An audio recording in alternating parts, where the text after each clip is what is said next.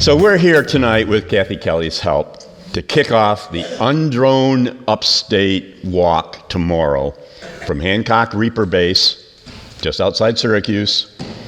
And our destination is the Niagara Air Force Reaper Base near Buffalo. Niagara Air Force Base in Hancock, the home of the 174th Attack Wing of the New York National Guard.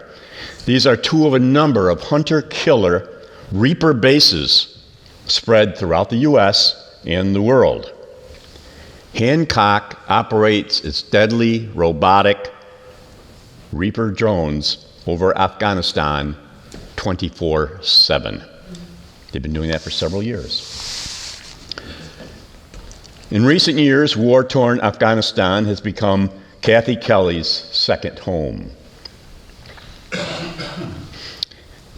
There in Kabul, the capital, she writes her dispatches and works with the Afghan peace volunteers.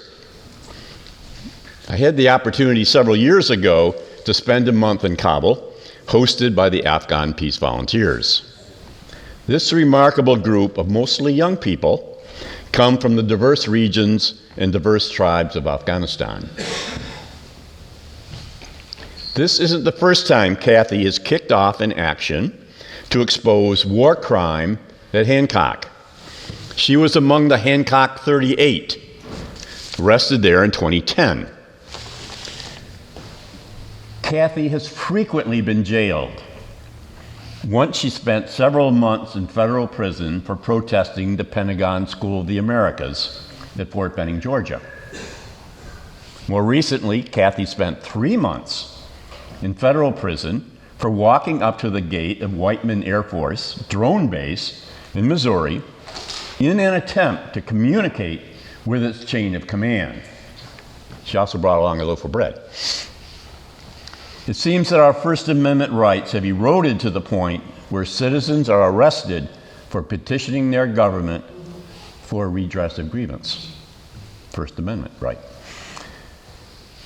Kathy is no stranger to walks for justice and against war.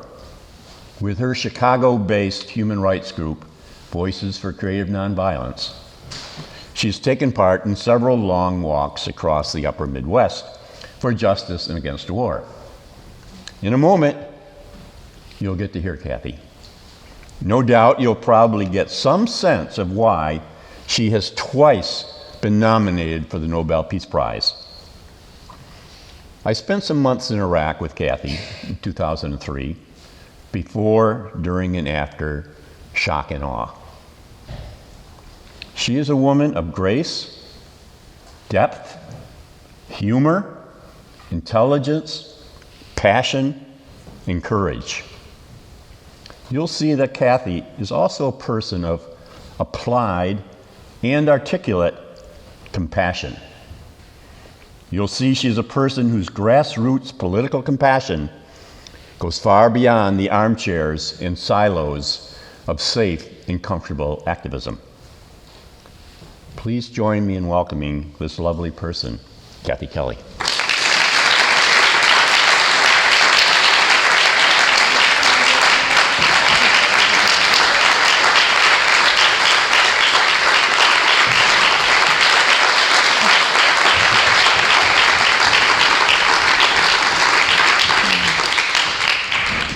Well, thank you very, very much. It's wonderful to be here. I'm grateful to Ed for that introduction. It's lovely to see all of your faces here tonight, to hear Colleen, to be introduced to our event with Ray. Father Fred, thank you so much for having us here in the church, and to the Syracuse Peace Council, to all of the many people who've kept the actions at Hancock going, and for all of the ways in which really Syracuse has been a magnet and a witness. It's quite wonderful to be here.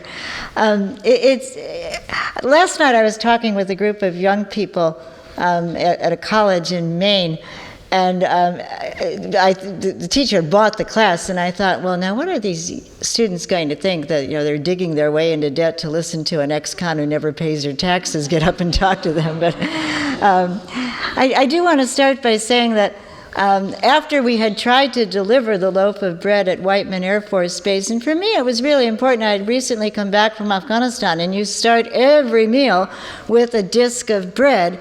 And these kids can't come and talk to people in the United States about their grievances, but I can, and I could try to represent their grievance. And we assembled peaceably, and we really did believe that we should talk with the commander of the base about how do they help the drone operators distinguish between combatants and non-combatants, and had anybody been killed that day by the weaponized drones? And if somebody decided, I don't want to do this job anymore, how do they get out of that job? We had lots of things to talk with him about, but of course we were escorted off in handcuffs, Georgia Walker and me. And the judge at the trial found us guilty, and he went right into sentencing. And my friends were looking at him, looking over my resume more or less, and they were all kind of putting up 6 fingers for 6 months. And the prosecutor, he was so earnest. He was a military lawyer. I wish I could find him, because he said something that actually was true. He said, Your Honor, Miss Kelly is in great need of rehabilitation. And in a way, going into the prison system is the rehabilitation I need, so that I'll recall what our prison system does by separating people for months and years and even over a decade in some cases. And the pain and the anguish that people feel separated from their children and their loved ones, and the squandering of resources. It was very, very important for me to go into the prison and to realize it's a very, very broken system. I mean, kind of symptomatic, emblematic of that Miss Paula, whose face could have been in a framed oil painting. She was just such an august figure in the prison, white hair and a small braid going down the back of her neck, and soft brown eyes and golden skin. And she, however, like most of the women in the prison, did not find it easy to go up 3 flights of stairs, which was the norm. You dropped your dishes off to be cleaned in the basement, and then you had to go up 3 flights to where most of us were living. And the elevator always was broken. And there was Miss Paula hauling herself up the stairs, and she had such good humor. At one point, her heart beating and she was sweating. She stopped and she made a joke. She said, I'd give my entire month's salary to help fix this elevator system. Well, that would be $6.82. So a few of us said, oh yeah, I would too. And I think we had been ready to earn $24. And, when you went to work in the morning in the kitchen, the gas leaks in the kitchen showed that was broken. You'd wake up at 1 o'clock in the morning, the fire alarm system would go off every night from 1 o'clock to 3 o'clock in the morning every 5 minutes. I mean, the place was broken down. The system is broken down. There aren't halfway houses to receive people that get early release. It's a broken system. And I'm directionally challenged quite often. And so I was just trying to find my way around the Lexington minimum security prison for women. I'd been in the prison before, but maximum security, and now they've got the women in the minimum security. And so I was just kind of wandering around and trying to figure out what was where, and I walked into what I thought was a storage room, and it was actually the chapel. And the women were practicing with the gospel choir. And a woman named Sylvia asked me, well, what are you? And I said, I'm a soprano. And she said, oh, well, do the la-las. And I'm a good Catholic. I do it. La, la, la, la, la, la. She said soprano. And so I was part of the gospel choir. And at the end, I'll ask Colleen to come and help me recall what they taught me there. But I do have this idea of how do we unshackle ourselves from these systems of war and imprisonment. And a book that's been, for me, very, very important is written by Jim Loney, his memoir of having been captured in Iraq. And he was held captive for 118 days. And he was released. And Tom Fox, who was one of the 4, was taken away from the other 3 and killed. It's a very, very searing and difficult book to read in many ways. But one of the strange things about their captivity was that while they were being held captive, they actually found the key to their own shackles. And so after the guards would leave at night and the room would be dark, they were all shackled together, but they'd pull out the key and unshackle themselves. So they could at least roll over, and then before the guards came back, they shackled themselves up again. And that, to me, has been a very important symbol. Is there some way that we can unshackle ourselves? And Jim struggled with whether or not to really try and make a break for it, like jump out a window and go. But they didn't know where they were, and they didn't know if they might then occasion their own murder. And so I can't recommend the book strongly enough, Captivity by James Loney. But I want to go back to that idea of unshackling ourselves. We know that the drones purportedly supplying intelligence, the surveillance drones, about patterns of life in places like Afghanistan are woefully, woefully inadequate. And so I'd like to talk a little bit about some of what I knew from firsthand experience. I hope you'll indulge me in going back to some time that Cynthia Banas and Ed and I and others had spent in Iraq. I have no skills as a nurse, as a technician, in any of the healing arts. I wish that I did, but I don't. But while we were in Baghdad in the 2003 shock and awe bombing, which was shocking and was awful, we were with a Dr. April Hurley, and she could make a difference in the emergency room, and so she would want to go over there, and sometimes she couldn't go unless for some reason the Iraqi government, while they were still in power, said I had to be there too, so I'd feel completely in the way, but would go with April. And you could see how hard it was for the hospital workers to deal with families coming in with their loved ones, the bodies ripped apart, the bones broken, and there was chaos, and somebody had to kind of sort people out and say, you can go this far, but you can't, and people were screaming, and somebody had to come and try to clean up the pools of blood that were happening as people came. I mean, you can't imagine in a war zone how stressful, how difficult these hospital situations are. But I can imagine it a little bit. I remember being in Gaza, and while there were bombs exploding once every 11 minutes overnight, when I went into the Al-Shifa hospital, I remember one of the doctors put his head in his hands were shaking, and he said, all these 22 days we do not even know what has been used against us, the white phosphorus, the dense inert metal explosions. Just we know that for 22 days the world watched and nobody came to help us. And so I think about the reality of people trying to deliver health care, trying to do it under very, very difficult circumstances.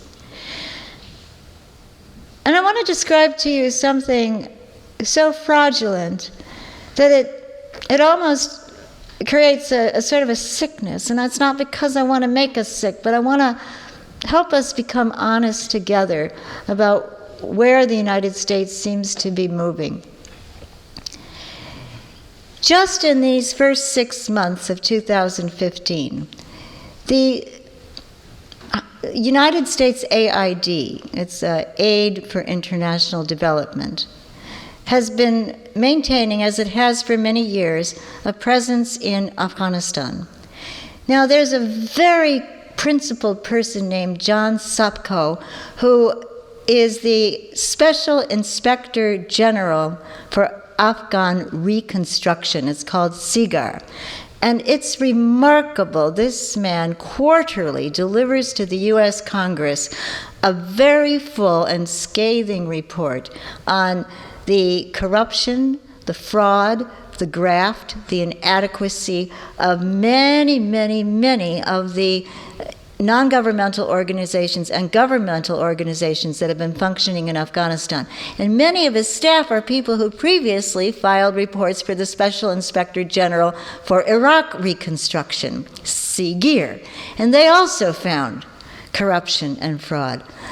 But one of the things that came out in a July 25th letter from Special Inspector General John Sopko to the head of the Aid for International Development was that of 641 projects for health care delivery in Afghanistan, that supposedly USAID was teaming up with the Afghan Health Ministry to maintain. And of the list of all the coordinates, the geographical coordinates of where those places were within Afghanistan, it turned out that 80% really couldn't be located. 6 of the places that the USAID claimed it was funding were located, actually, according to the coordinates, in Tajikistan, a northern country. 6 more were located in Pakistan, and 1 was located in the middle of the Mediterranean Sea.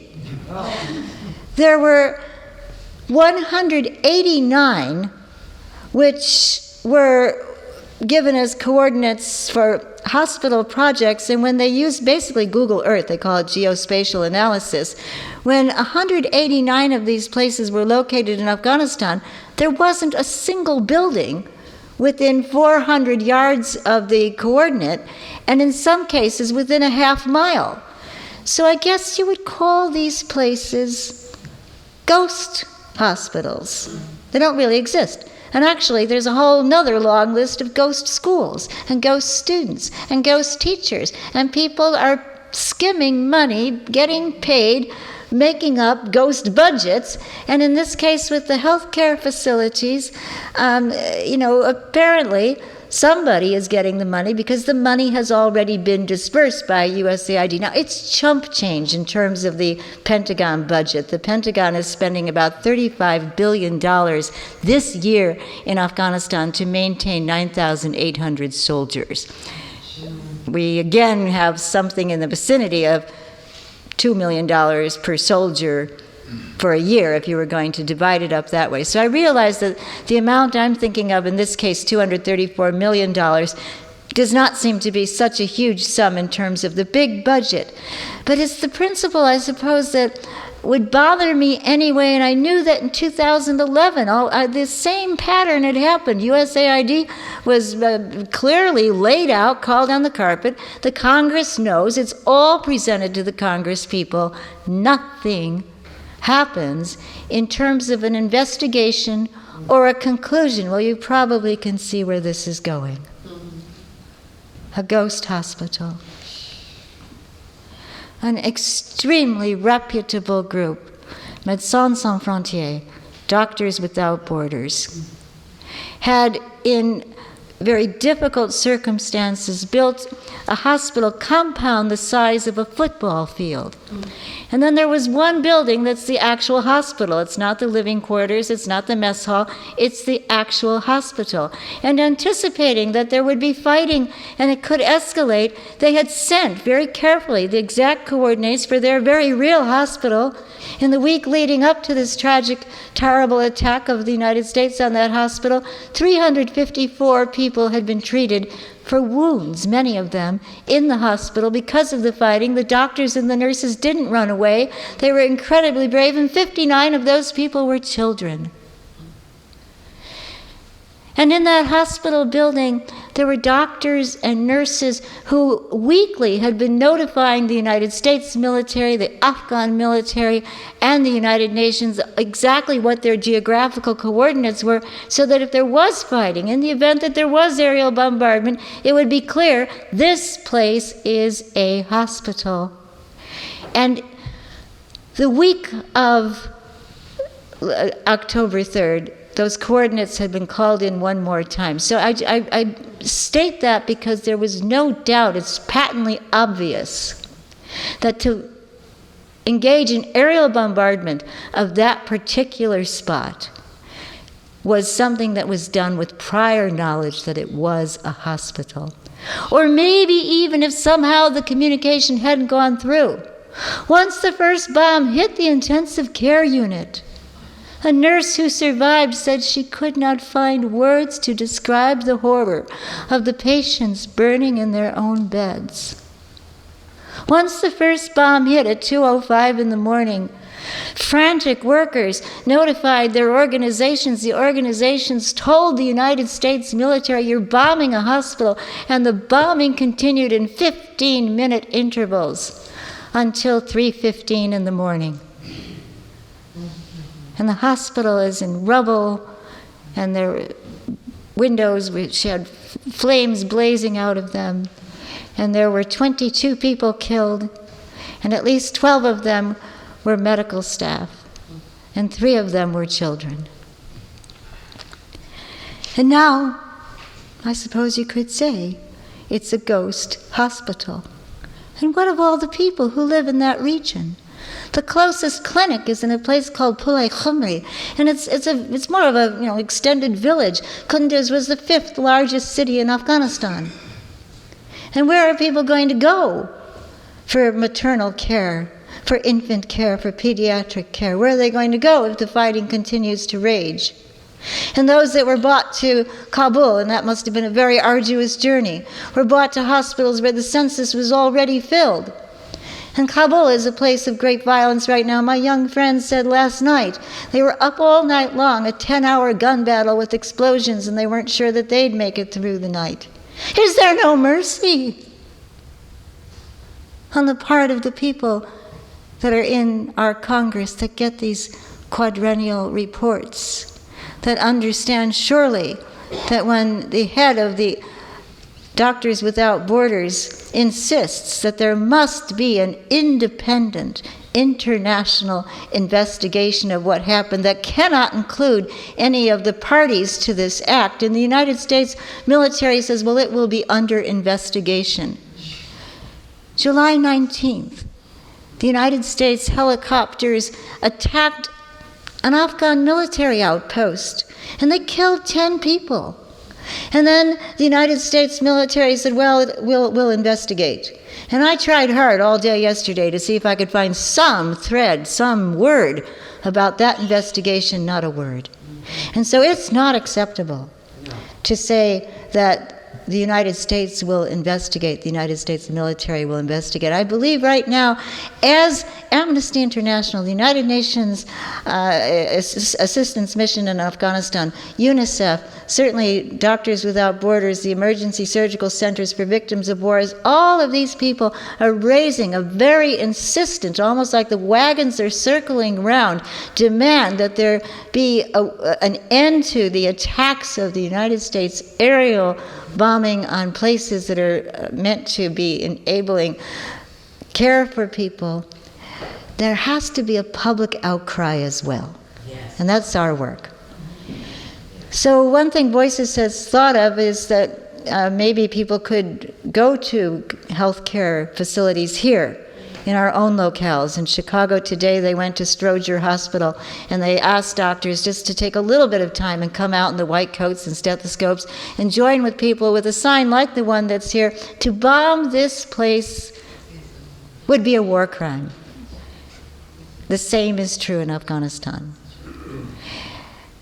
I think the United States has been banking on people in the United States kind of forgetting about Afghanistan.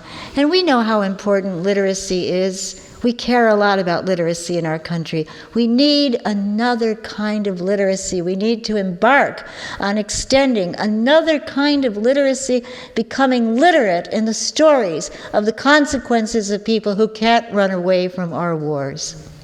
There's some stories that I find I can't really return to myself.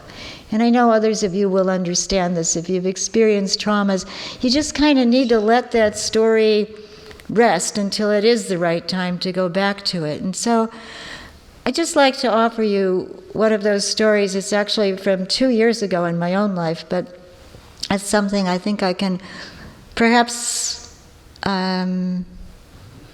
behold a little better now in my life. I was home alone in Kabul at what we call the Border Free Center. My young friends have got quite a thriving center going right now, and it's the place where the big heavy woolen blankets, we call them the duvets, are organized. The project to make these duvets is organized there, and it's also a place where little child laborers come in and they become literate because the kids have organized a street kids school, and these blue scarves are made there, and it's a really wonderful place to be. But I happen to be the only one there because these youngsters were either in school or going up the mountainsides to visit widows and try to figure out who might be the ones who would actually be making these duvets. 20 Tajik women, 20 Pashto women, 20 Hazara women, to make it inter-ethnic and draw women from the different tribes. And the women then stuff the wool into coverlets, sew them up, and then these big heavy blankets are given away for free because of the generosity of people in the United States and the UK and Australia, really. And the women are all paid a living wage. So it's been a wonderful project. Others were out visiting the families of the street kids, because every family is given a big sack of rice and a big container of cooking oil, and the deal is let your child kind of retire from being a vendor on the streets and begin to become literate, begin to study math, study these courses in nonviolence, and we'll compensate for what the kids would have earned on the streets. And so again, through generosity of people outside of Afghanistan, the Afghan Peace Volunteers have been able to organize this for 100 kids. So they're often out and about. And I heard a racket at the gate, and I realized, now I better go down. It might be one of the kids. And I opened the door, and in immediately came two women, and my heart sank, because I was pretty sure I knew why they had come. And sure enough, they had walked a long, long way from Barchi. They had probably walked about 3.5 hours, and they were tired, and they were thirsty and hungry, no doubt. And they wanted to be part of the women who would be on the list to make those heavy blankets.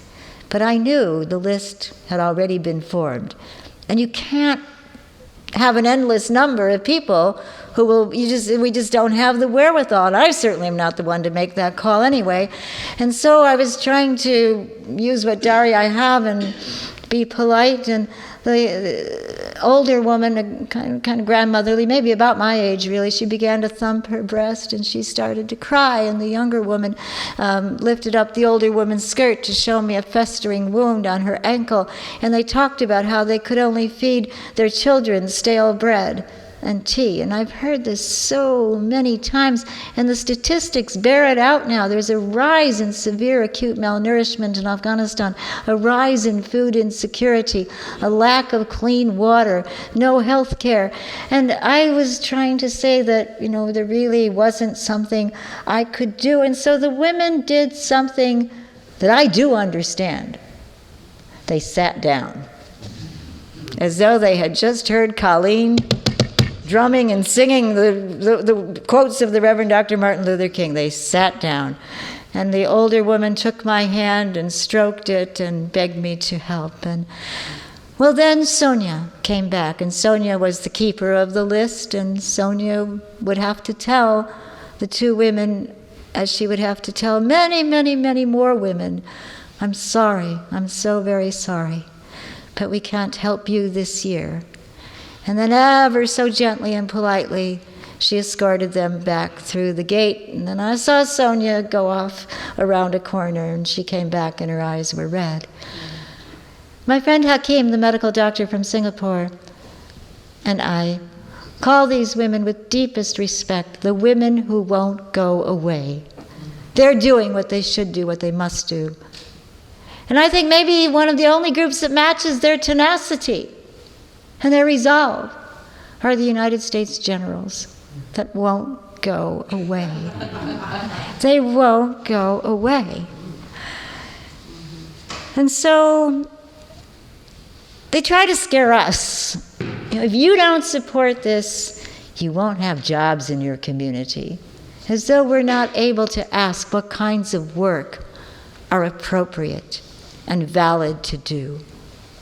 Part of our literacy, part of our education must become increasingly asking that question, is it valid work? Is it ever valid to teach another person in any form to kill, to rip apart, to shred another human being? Is it ever valid to pay people, to employ people, to keep other people separated from their loved ones for years and years and maybe even decades? So what kind of work is appropriate in a time when we so need people to be retrofitting the housing stock and helping us deal with climate change and building mass transit systems and taking care of our elderly people and starting Head Start programs for the children? All of the people could be given meaningful good work to do. And then they try to scare us. You know, if you don't bankroll everything that the so-called Defense Department wants, then ISIS will be a threat to you. But I think back to those hospital scenes, and I think back to 8-year-old Dima in the Alphanar Hotel who befriended Ed and Cynthia and me. And I think back to that little girl looking up apologetically at her father because she was standing in a pool of her own urine. She was so frightened by the bombing. And I remember his face, a look of disgust and anger and fear. And I think of sitting in a hospital ward with little babies that would never leave that ward. The economic sanctions were punishing them to death. And my friend Martin Thomas, a nurse from the United Kingdom, looking at the other mothers with the babies in their arms and murmuring, "I think I understand. It's a death row for infants, isn't it? A death row for infants." And I think about going to the Bucha compound after the Shakanoa bombing. 3 young teenagers had come, and they whispered. They were so ashamed of their own memory. They whispered to me, "We were in the Bucha camp, and they paraded us naked in front of the women U.S. soldiers. And we had to beg for our food and sometimes bark like dogs or say, 'I love George Bush.' And sometimes we were so cold we'd try to dig a hole in the sand because at the time it was a tent, primitive tent, prison encampment. And they'd try to warm up by burrowing in the sand, and they were afraid of desert snakes and desert scorpions. And when I had a chance to go into the camp and visit some of the friends they'd left behind, those friends told the same story, so I believed that they were all telling the truth. But there's another truth, and that's that the so-called caliph, the so-called head of ISIS, Ali Baghdadi, spent 5 years in that prison. And it was from that prison that he recruited some of the people that became his main aide-de-camp people, if you will, for ISIS. So yes, if somebody goes from London or goes from Chechnya or goes from the United States and joins ISIS, I find that difficult to understand, but I also find it difficult to understand why somebody from the United States would enroll in an armed force and go clear across the world to another country where they don't speak the language and they don't know the culture and be willing to sometimes torture and sometimes kill. But when it's a matter of people who've lived in Iraq and they've gone through the 1991 war, I was there during that war, and it was a brutal destruction of their infrastructure. They've gone through the economic sanctions. They've gone through shock and awe. They've gone through civil war. They've gone through Abu Ghraib. They've gone through the callous ways that the United States and foreign occupations have treated them. Do we think that if we again bomb and torture and kill this population, there won't be the rise of an even more extremist, a more fundamentalist group than ISIS today? War is not the answer. Abolishing war would be the way for a decent future. And my young friends in Afghanistan, they know it so well that today, even though they were frightened to death last night, they're organizing themselves to help the families that have sought refuge from Kunduz. These are the young people who could lead us toward a better future. And many of the women I met in prison are the people who could lead us toward a better future. And our determination together to say we will unshackle ourselves from these systems of war and prison with every bit of ingenuity and energy and finding courage from one another, collective determination.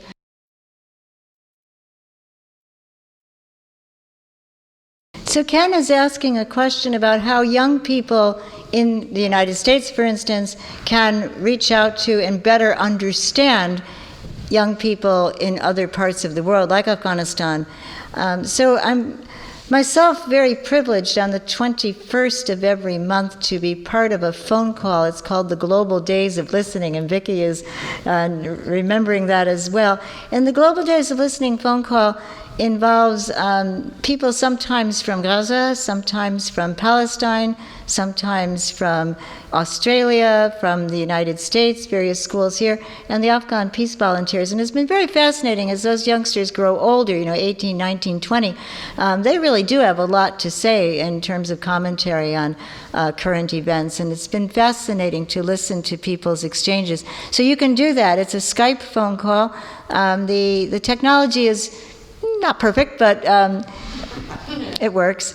Another thing you can do is go on a website called enough.ourjourneytosmile.com, and I have some literature in the back, and you could find these connections that way.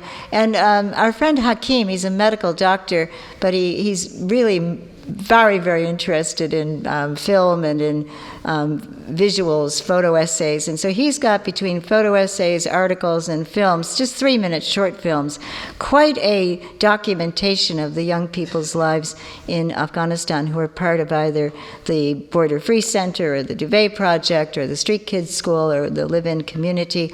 So I think that would be something that young people could be encouraged to dip into.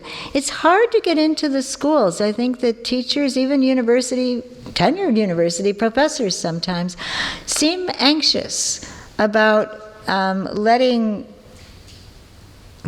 ex-cons who never pay their taxes come into their schools. So I get more invitations, I suppose, than many. I don't want to be whining, but I wish there was more of that going on. And so if you can ever encourage people, just give a half hour of your class over to somebody who is wanting to work toward social change, or who perhaps has returned from some of the places that we forget about where we're waging wars, like Afghanistan.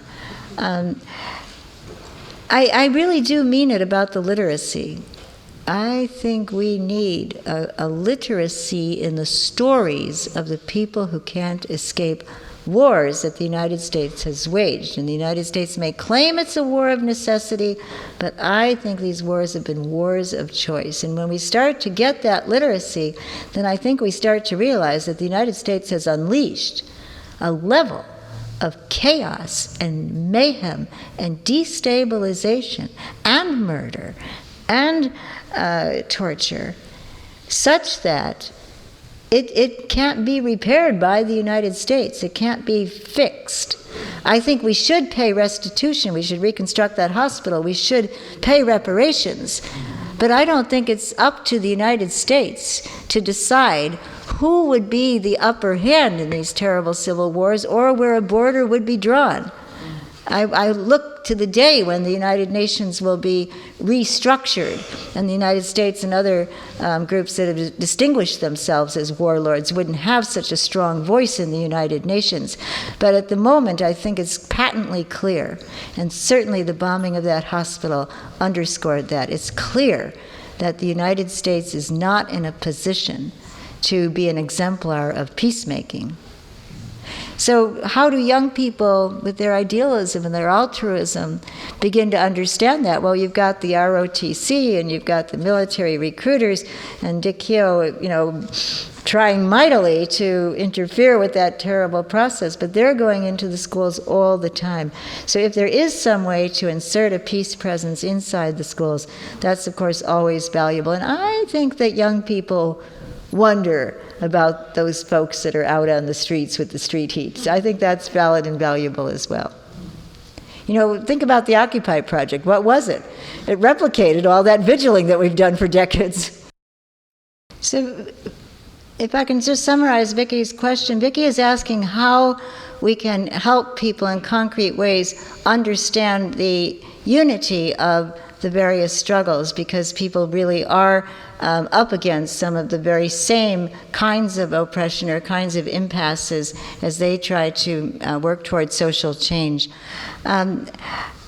This past summer, Voices walked from Madison, Wisconsin to Volk Field. And we really wanted to make sure that we would get more or less equal play to the reason why we started in Madison. We started in Madison because in that city, a young black man had been gunned down, and it is very similar to the targeted assassination that the drones are accomplishing. Racial profiling and signature strikes have a macabre and a terrible commonality. But, in both situations, there are no questions asked. There is no time set aside to detain someone, to ask a few questions, and much less to think about a jury or a trial. And, in our criminal justice system right now, even if you are charged, you have very few chances to go before a jury. But the similarity, the terrible similarity, and Medea Benjamin has gathered women together whose sons were killed by United States police officers or in some way were killed while in custody, and once every 28 hours, a young person of color in this country is killed while in police custody or by a policeman or by some vigilante group. So Medea and others have asked the mothers, will you come and join with us and talk with us, and maybe we can help amplify your voices. And they've asked the mothers, do you know anything about the officer who killed your son? And again, it was a veteran of United States wars in Iraq and in Afghanistan. And I want to say, arms open, welcome those people who come back from these traumatizing and miserable war zones, sometimes maimed, sometimes terribly traumatized. But I think we also have to recognize that when you train people to kill, when you train people to use brute force, that just doesn't click off because they take a plane back into the United States. So to organize our events and then consistently try to figure out how can we reach out and really make this event encompass the cares and concerns of people we know are dealing with very, very similar and terrible realities. And I think when the Witness Against Torture Fast happened this past year in January in Washington, D.C., the Hands Off campaign in Washington, D.C. was also planning their events. And so it was very good to watch how people had a joint panel and then really met with one another. Marsha Abadayo Coleman met with Matt Deloisio and others from the Witness Against Torture and figured out how we could jointly have a demonstration and nonviolent civil disobedience and really support each other's campaigns. So it takes some concrete, practical dialogue, and sometimes maybe in a sense, letting go of some of our most important priorities to say we want to, also give attention to and a voice to other people's priorities.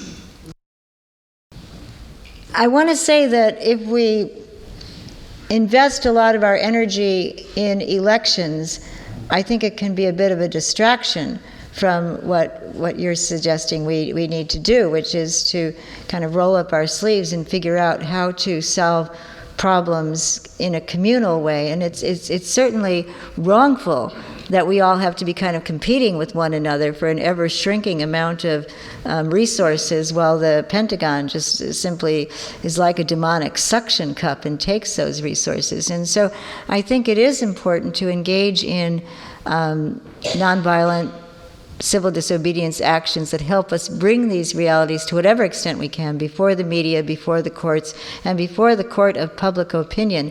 But I think it's also good to try to talk with the kids as much as possible. I've been impressed. One thing that my young friends in Afghanistan do is they just take a magic marker and they write on the palm of their hand. In fact, I'm going to ask people tonight to do it with me so I can send a picture back to them.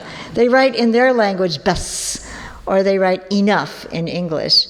And then they take a picture of that, and it's just their expression of their own frustration. We've had it, enough of war and warfare. And so, people certainly don't want children to be used as, political footballs. We want to be careful about that. And yet I wonder if it's not possible to give more expression to the voices of children who basically are children of war living in the poverty circles in the United States. And so maybe, have some of those kids write enough on their hands. And I think it's also important to try to link up as much as possible with the places where people are displaced by wars. Particularly, I'm thinking about the refugee populations. And, it is interesting that in Europe and Australia, there are people that are working hard to create what they call welcome committees. I love one of the graphics. It's the entire continent of Australia, and then it says, "Welcome, there's plenty of room." Well, I can see Syracuse may not be saying, "Oh, yes, please expand our refugee population." I get that. But maybe as there will be more and more Syrian refugees coming into the United States, to try to understand ways of expanding that sense of communities issuing a welcome. I just came from Portland, Maine, and it's sustained its problems economically, that's for sure. But with Voices, any time we knew of a new person coming over as a desperate refugee into the United States, we'd say, "Go Portland, Maine." And people were given good care until they got this new governor. So to truly welcome the diversity that comes into our communities, and then to eschew the idea that there ever could be such a thing as borders that separate some people that are more worthy than other people. And again, I'll refer to my young friends in Afghanistan. They embroider on a blue scarf. Vicky's got one, and I've got mine back in my bag. I forgot to put it on. But it says border free. In English, and then Bedune Mers in their language. But I think keep on cultivating this idea that there's never any point when it would make sense to kill another person over the issue of where a border is drawn, whether it's in a neighborhood in the United States or between countries, or over the issue of which politician has their hand in your pocket. And so amongst young people, to try and cultivate that altruism and that, I think, often instinctive sense they have that we really are all part of one another, that we have more in common with one another than we do with the 1% elites who would rob and thieve and destroy this planet. So anticipating tomorrow that there might be opportunities to interact with the public, walking along or holding a brief vigil in front of St. Joseph's Hospital, how do we clearly express what happened on October 3rd at 2:05 in the morning when United States missiles fired from an aerial fighter jet, a C-130 transport plane outfitted with weapons, fired on the intensive care unit in the hospital building located as part of a 100-yard compound. The Médecins Sans Frontières hospital facilities are quite large. Forget that I said 100-yard, I'm sorry. The size of a football field. There's a mess hall, there's a place for people to use as a dormitory, places for people that are staff people that are outside the actual hospital. But there is one building that is the actual hospital. And very precise, very specific bombing happened on 15-minute intervals on that building and only that building, beginning with the intensive care unit from 2:05 in the morning until 3:15 in the morning. And as soon as the bombing happened, people immediately worked to notify the authorities in the United States military and the Afghan military and the NATO forces that they were bombing a hospital. But it continued in 15-minute intervals, dropping missiles that exploded and incinerated people in their beds, including patients, and destroyed the hospital completely. They didn't aim for any other part of that collection of buildings other than the actual hospital. To me, there's not really a question about criminality when you think about war, because I believe that the very act of war is criminal. It's a crime against humanity to train other people to pick up weapons and kill other people to resolve a problem. But we do have international law that, it exists, and I think it's fair for the Doctors Without Borders, who built and sustained that hospital, who trained the staff, who maintained their presence in a very, very frightening and difficult situation before they were bombed. I think it's fair for them to say, this must be investigated, and it's patently obvious that when an airborne vehicle drops bombs on a hospital, this fits the already stipulated norms of what is called a war crime. Now, the United States initially said, well, there was a conflict and there was collateral damage. I find that phrase pernicious. Yes. Collateral damage. And again, I want to remind us of the nurse who said, words could not describe her horror. It might have been his horror. As patients burned in their own beds. 3 children were killed. 12 hospital staff, 22 people in all. And the entire facility is rendered useless. The United States military then said, well, actually there were Taliban inside the hospital. And so they were posing a threat to the United States military because there were special forces apparently advising the Afghan forces. But immediately, the Doctors Without Borders staff said, no, our staff have reported that there was no fighting whatsoever happening inside the hospital, that no one inside the hospital was a threat to anyone outside the hospital. And by that time, the United Nations and the Amnesty International and the International Commission of the Red Cross and quite a lot of other people were beginning to circle around the Doctors Without Borders and say, we're with you. Speak up. So then the United States said, okay, that's not what happened. Then the United States military changed the story a third time and said that they were asked to bomb the hospital by the Afghan military, kind of trying to pawn the whole thing off on the but that simply, it doesn't wash at all.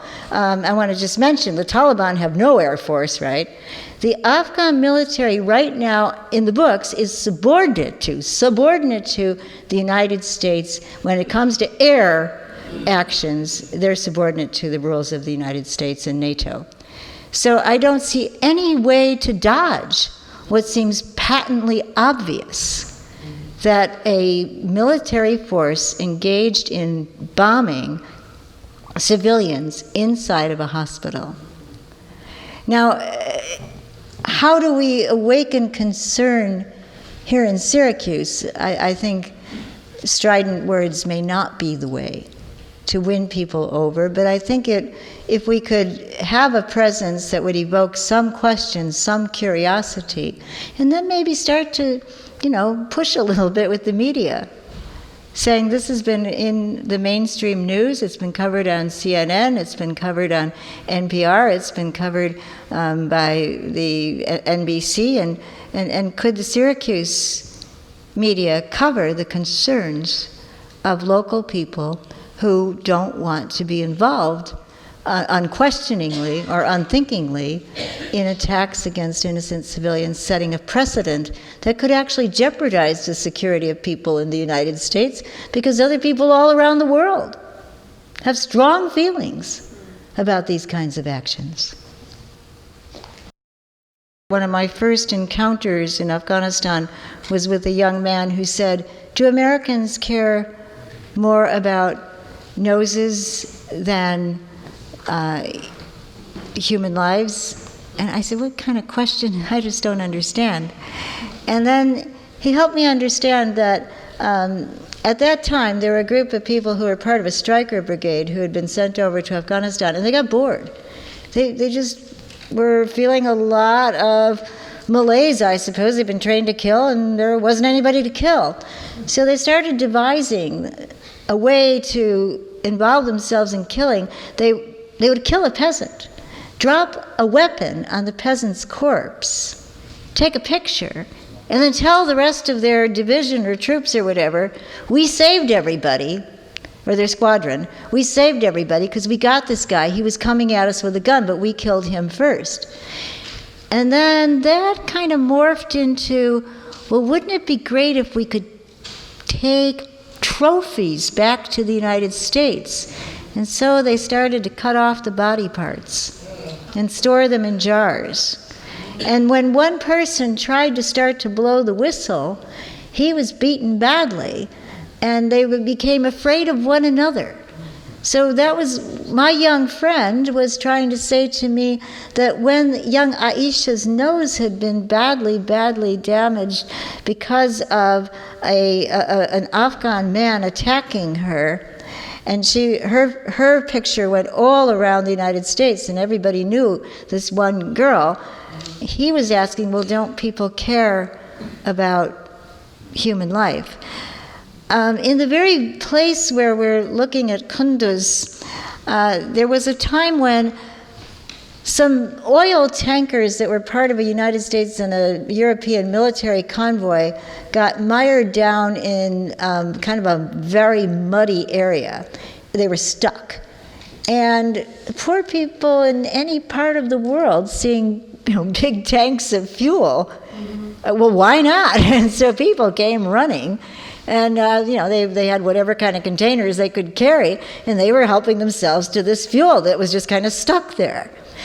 And a German military commander learned that there were lots of people congregating in a certain area, and so they called in the drone surveillance. They wanted to see, what's this big, growing number of people coming, and is it a threat to the German squadron that was based, some distance away. Probably a lot of the people coming to get the oil didn't even know that this group was even there.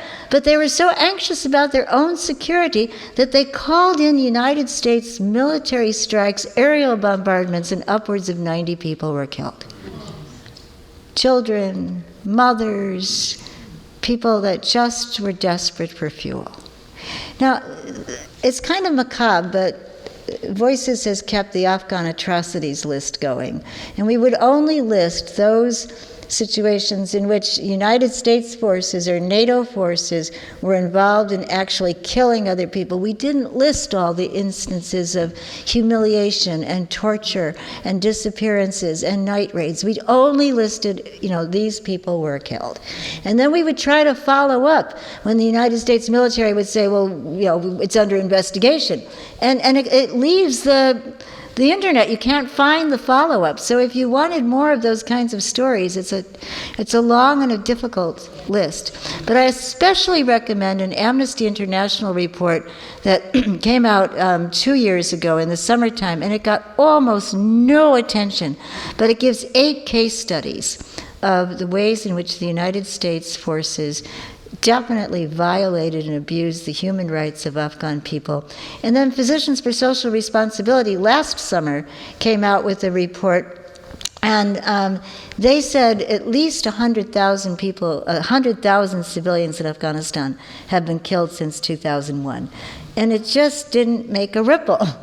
And they said that it's such a smokescreen for the United States to act as though, well, the problem is, internecine battles or inter-religious fighting, and never to reckon with the problem of the United States invading and occupying and bombing and creating such destabilization in the first place.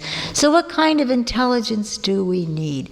We don't need the intelligence supplied by the drones that fly overhead, the miles of camera footage being analyzed by Air Force workers who try to establish patterns of life in Afghanistan and see which person might be walking down which road. We need the intelligence that Ellen has suggested, trying to understand the consequences for people who can't escape our wars.